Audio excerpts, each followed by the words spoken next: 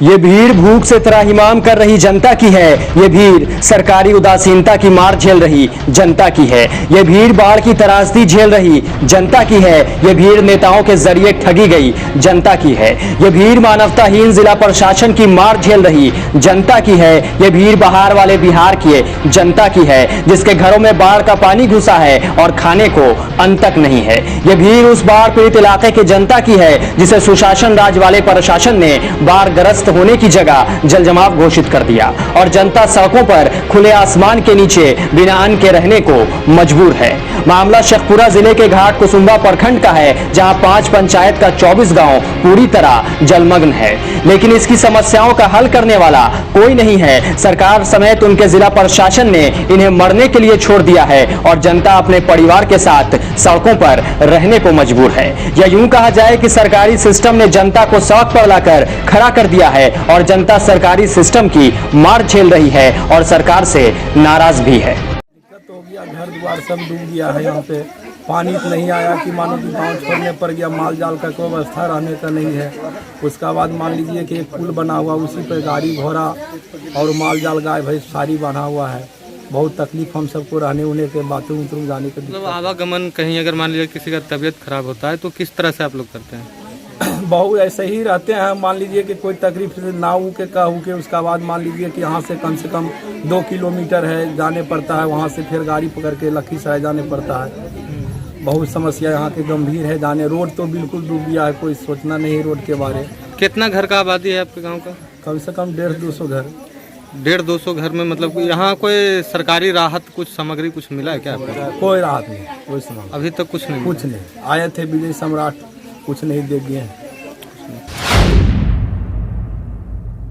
वहीं जब सरकारी सिस्टम ने जनता को मरने के लिए सड़कों पर छोड़ दिया, तब लोजपा जिला अध्यक्ष मसीहा बनकर उनकी मदद को आगे आए। हालांकि ना तो वो सरकार में हैं, ना ही वो वहां के विधायक हैं, लेकिन जब जनता के भूखे रहने की सूचना उन्हें मिली तो वो खुद को रोक नहीं पाए और लोगों की मदद करने नाव के सहारे यहां तक पहुंच गए। इमाम गजाली ने सूबे के मुखिया को दिखा दिया कि अगर मन में जनता की सेवा करने की सच्ची भावना हो तो कोई भी परिस्थिति उन्हें रोक नहीं सकती। इमाम गजाली ने बता दिया कि देख लीजिए नीतीश बाबू, जनता की सेवा करने के लिए धरातल पर उतरना पड़ता है। हवाई सर्वे करने से जनता की परेशानी कम नहीं होती है, साथ ही धरातल की सच्चाई भी पता नहीं चलती है। शायद इसीलिए आपके प्रशासन ने बाढ़ में डूबे इलाके को जलजमाव वाला इलाका घोषित कर दिया। वहीं लोजपा जिला अध्यक्ष गजाली ने लोगों से हालचाल जाना और उनके बीच राशन का वितरण भी किया। गजाली ने घाट कुसुम्बा के वाव घाट, पानापुर और उसके साथ साथ 5 अन्य गांवों में जाकर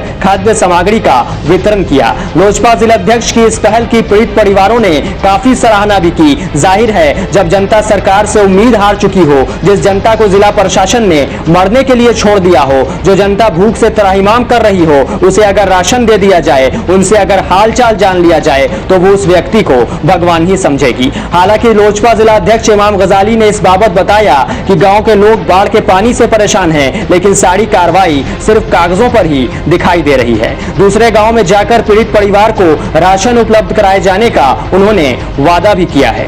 इमाम गजाली पहुंचे हैं जी, तो क्या तो वो तो देख गए हैं, चूरा है, मान लीजिए जो भी उसमें फरी है होगा, और मान लीजिए कि दालमोट है, यही सब जो भी है देने का, जो भी देने का। आपको मैं आलापुर में मौजूद हूँ। पानापुर पंचायत में ये गांव आता है।